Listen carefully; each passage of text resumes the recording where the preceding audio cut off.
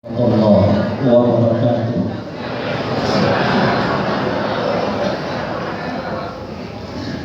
Innal hamdalillah nahmaduhu wa nasta'inuhu wa nastaghfiruh wa na'udzu billahi min shururi anfusina wa min sayyiati a'malina. Man yahdihillahu fala mudilla lahu wa man yudlilhu fala hadiya lahu. Asyhadu an la ilaha illallah wahdahu la syarika lahu wa asyhadu anna Muhammadan abduhu wa rasuluh. Allahumma salli wa sallim ala Muhammad wa ala alihi wa ashabihi wa man tabi'ahu bi ihsan ila yaumil qiyamah. Wa qala Allah ta'ala fi kitabihil karim, a'udzu billahi minasyaitonir rajim. Ya ayyuhalladzina amanu taqullaha wabtaghu ilaihil wasilah wajahidu fi sabilihi la'allakum tuflihun. Amma ba'du.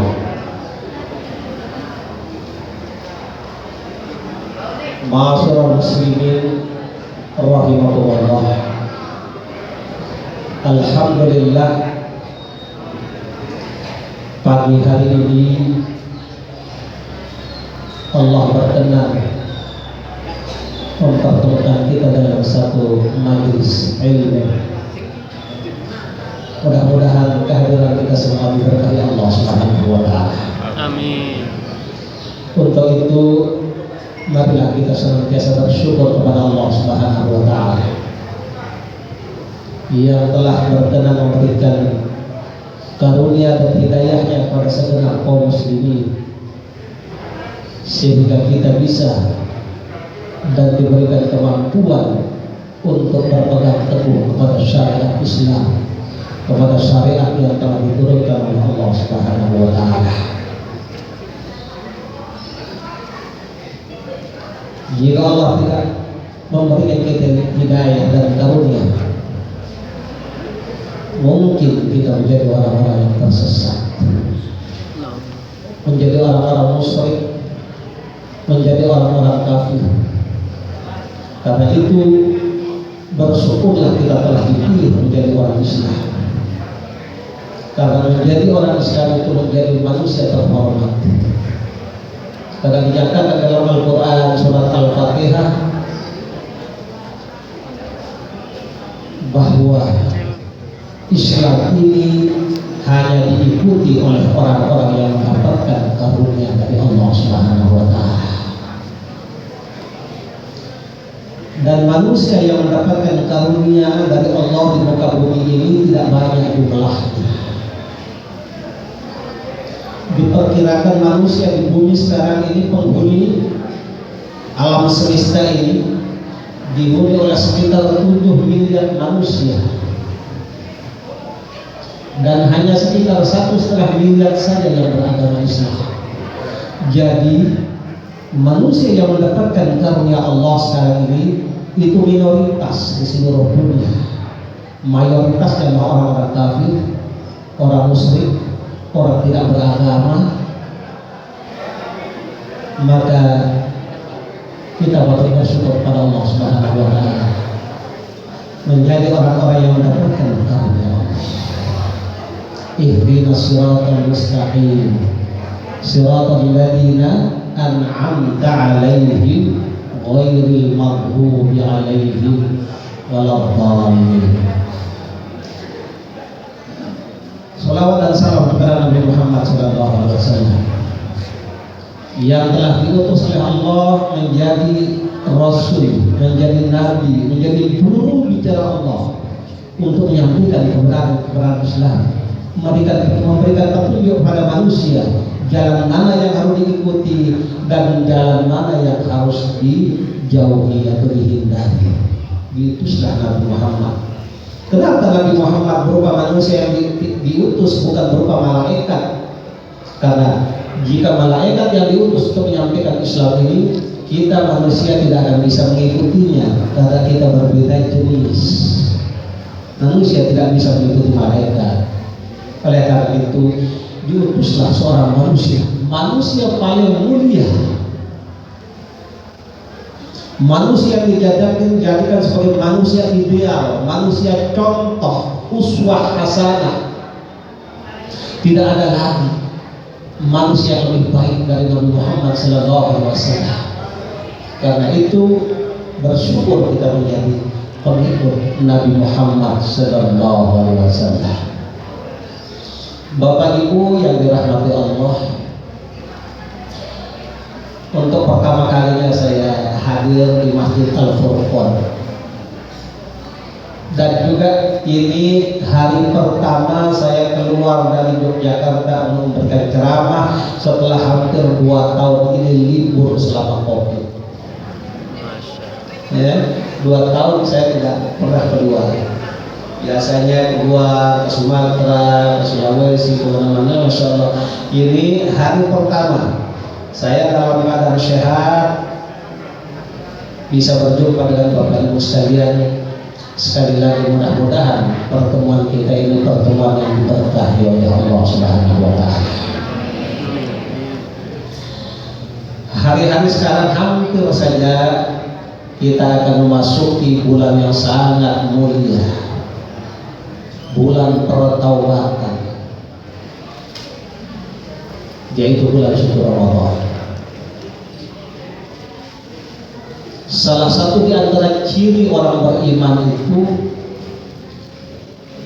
bergembira di saat datangnya bulan suci Ramadan. Bulan suci Ramadan itu adalah satu karunia dari Allah. Kenapa disebut karunia dari Allah? Karena di bulan suci Ramadan itu adalah bulan pertaubatan, bulan kesempatan kita untuk bertobat kepada Allah Subhanahu wa Ta'ala. Karena apa? Dinyatakan dalam salah satu hadis Nabi Muhammad SAW yang artinya bahwa di bulan suci Ramadan itu pintu-pintu surga dibuka dan pintu-pintu neraka ditutup dan setan-setan dibelenggu. Ini karunia dari Allah. Oleh karena itu, jika ada umat Islam yang tidak bergembira saat datangnya bulan suci Ramadan, maka harus bertanya, dia harus koreksi hatinya. Betulkah dia beriman kepada Allah dan Rasulnya? Dan betulkah dia beriman kepada syariat puasa syariat Ramadan itu? Maka menghadapi bulan suci Ramadan itu diajarkan kita salah satunya ajaran dari Allah Subhanahu wa Ta'ala. Bisa dilihat dalam Al-Quran surat Toha ayat 132. A'udzubillahi minasyaitonir rajim. Wa'mur ahlaka bis-shalati wastabir 'alaiha la nas'aluka rizqa nahnu narzuq wal 'aqibatu lit-taqwa. Ayat ini diturunkan kepada Nabi Muhammad SAW. Khitab dari ayat ini adalah kepada Nabi Muhammad SAW. Dalam terjemah tafsiriyah, ya, saya gunakan terjemah tafsiriyah, bukan terjemah biasa Departemen Agama, karena sudah banyak dikoreksi terjemah dari Departemen Agama itu, banyak yang kurang pas, baik dari segi isi terjemahan maupun redaksi terjemahan. Bukan Quran yang salah ya, terjemahannya. Saya gunakan terjemah tafsiriyah yang ditulis oleh Al-Ustaz Muhammad Talib. Ayat 132 surat Toha ini artinya, wahai Muhammad, suruhlah keluargamu melaksanakan sholat dan bersabarlah kamu dalam melaksanakannya. Kami tidak meminta imbalan kepada kamu, bahkan kamilah yang memberi rezeki padamu. Pahala yang baik di akhirat kelak hanyalah bagi orang-orang yang taat kepada Allah dan bertauhid. Ya, terjemahannya jelas, terang. Kalau kita tidak baca tafsir sudah paham maksudnya. Ayat yang kedua, ayat sebelumnya ayat yang 131. Di situ Allah berfirman, yang artinya, wahai Muhammad, janganlah kamu terpesona oleh kesenangan-kesenangan yang kami berikan kepada golongan kafir pecinta dunia. Kesenangan dunia merupakan perhiasan kehidupan. Kesenangan dunia itu kami jadikan sebagai ujian bagi manusia. Adapun karunia Tuhan di akhirat kelak jauh lebih baik dan amat kekal. Ayat-ayat ini Bapak Ibu yang dirahmati Allah, menjelang datangnya bulan suci Ramadan, insya Allah ahli hisab mengatakan insya Allah hari Sabtu tanggal 2 April 2022 adalah tanggal 1 Ramadan 1443 Hijriah. Tetapi penting juga dilihat ru'yatul hilal. Insyaallah pada hari Jumat nanti sudah ada ru'yah. Ayat-ayat ini sengaja saya bacakan untuk memulai. Perintahkanlah kepada anak-anakmu, wahai orang-orang beriman, wahai kaum muslimin, supaya apa? Supaya melaksanakan sholat dan bersabarlah dalam melaksanakannya. Suatu ketika Rasulullah SAW mendatangi sekumpulan orang-orang beriman sedang berkumpul, duduk-duduk. Dia sedang berbincang-bincang. Lalu beliau mengatakan, tahukah kalian bagaimana jika kalian pergi ke pasar? Ini pasar sebelah kita ya. Bagaimana jika kalian pergi ke pasar lalu pulangnya membawa seekor unta betina yang kokoh, yang gemuk, atau membawa 2 ekor unta betina pulang ke rumahnya? Tentu kami akan senang ya Rasulullah. Jika kalian senang dengan 2 ekor unta betina atau 1 ekor unta betina, lalu kenapa kalian tidak duduk di masjid? Lalu di situ kalian berzikir, atau kalian membaca ayat Al-Quran, atau kalian saling mengkajinya bersama? Kalian membaca ayat Al-Quran, 1 ayat Quran lebih baik daripada 1 ekor unta betina yang gemuk. 2 ayat Al-Quran yang kalian baca lebih baik dari 2 ekor unta betina. Karena itu nanti kita lihat orang-orang beriman ini, kadang-kadang kamu Ramadan ini lihat nanti suka ke masjid atau tidak. Sebab jika orang beriman itu menyambut Ramadan biasa-biasa saja seperti dia menyambut bulan-bulan lainnya, saya khawatir imannya sedang dalam masalah. Karena apa? Allah berikan 1 bulan penuh yang di dalamnya ada 1 malam yang lebih baik dari 1000 bulan. Luar biasa. Jika kita tidak memanfaatkannya, betapa ruginya kita. Dalam kondisi bangsa Indonesia seperti hari-hari yang kita rasakan sekarang ini, yang paling baik bagi orang Islam adalah bersimpuh di masjid, memohon pertolongan kepada Allah Subhanahu wa Ta'ala.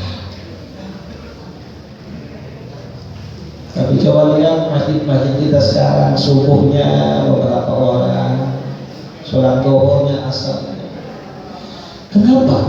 Apa kita tidak merasa prihatin dengan kondisi negara kita sekarang ini?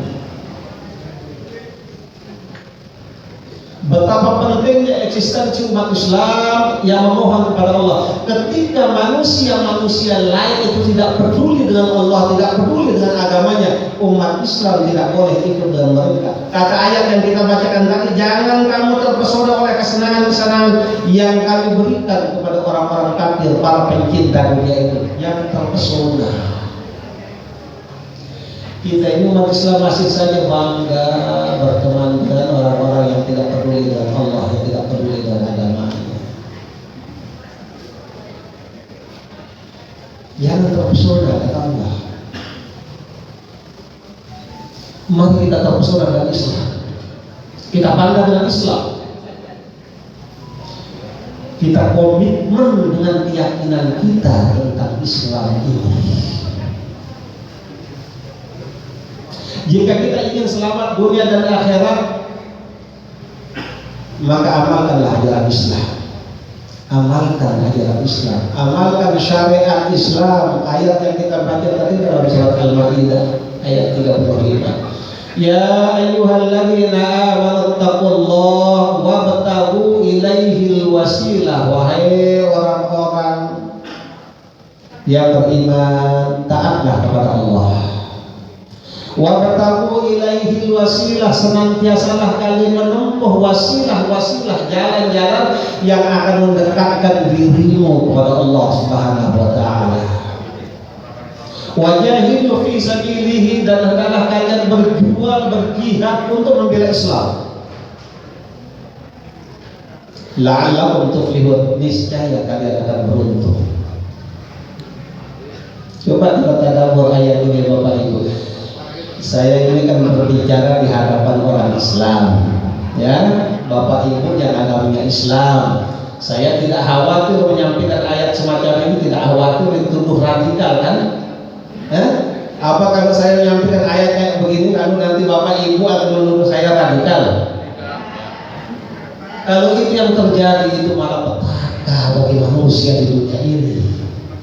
Orang Islam menuduh sesama Muslim dengan tuduhan-tuduhan yang tidak bisa dibenarkan dan tidak bisa dibuktikan.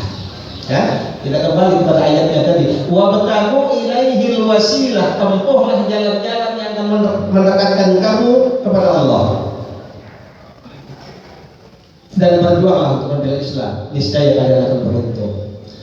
Saya ingin bertanya pada Bapak Ibu, bisakah kita dekat dengan Allah melalui sekularisme? Bisa enggak? Tidak bisa. Bisakah kita dekat kepada Allah melalui demokrasi? Tidak. Bisakah kita dekat kepada Allah melalui liberalisme? Jika kita yakin itu, lalu kenapa umat Islam enggan untuk menegakkan syariat Islam? Kenapa? Puluhan tahun kita sudah menjadi orang Islam. Saya sekarang umurnya 62 tahun. Ya. Bapak-bapak sudah ada yang mbah-mbah di sini yang lebih tua dari saya. Ibu-ibu juga begitu. Apa sumbangsi kita sebagai orang Islam untuk memperbaiki negeri ini? Kontribusi apa yang sudah kita berikan untuk memperbaiki negeri yang kian hari kian carut-marut seperti sekarang? Apa yang akan kita jawab, yang akan kita pertanggungjawabkan di hadapan Allah nanti?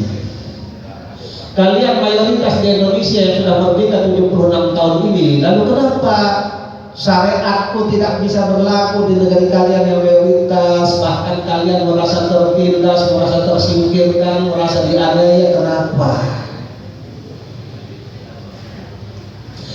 Bapak Ibu yang dirahmati Allah, Islam menghendaki dan umat Islam menghendaki bagaimana kita mewujudkan kehidupan berbangsa, bernegara, bermasyarakat, dan kehidupan pribadi yang diridhoi oleh Allah Subhanahu wa taala. Indonesia ini dibangun dahulu oleh para pejuang-pejuang Islam dahulu. Dia hanya menginginkan pasca penjajahan 320 tahun oleh Belanda, mereka ingin supaya Indonesia baru Kita bangun di atas landasan tauhid agar terwujud kehidupan berbangsa dan bernegara serta bermasyarakat yang diridhoi oleh Allah Subhanahu wa taala. Kira-kira dengan kondisi Indonesia hari ini Allah ridho apa enggak? Kira-kira Allah ridho apa enggak kepada kita? Tidak. Kemaksiatan merajalela, korupsi merajalela, ya, ulama-ulama ditangkap, ya, umat Islam dipojokkan, caci maki terhadap Nabi Muhammad SAW, bahkan kepada Allah pun dihina. Itu terjadi semua. Sementara kita umat Islam masih terprovokasi di omongan orang kafir. Itu yang setuju syarat Islam itu radikal itu. Itu yang setuju syarat Islam itu teroris itu. Kita balik katakan yang tidak setuju dengan syariat Islam itu orang kafir. Yang tidak setuju dengan syariat Islam itu komunis. Yang tidak setuju dengan orang Islam itu orang yang tidak beragama. Kita balik begitu. Kita punya hak konstitusional untuk mengatakan itu. Indonesia berlandaskan ketuhanan yang Maha Esa yang oleh orang komunis hari ini ingin dirubah menjadi ketuhanan berkebudayaan.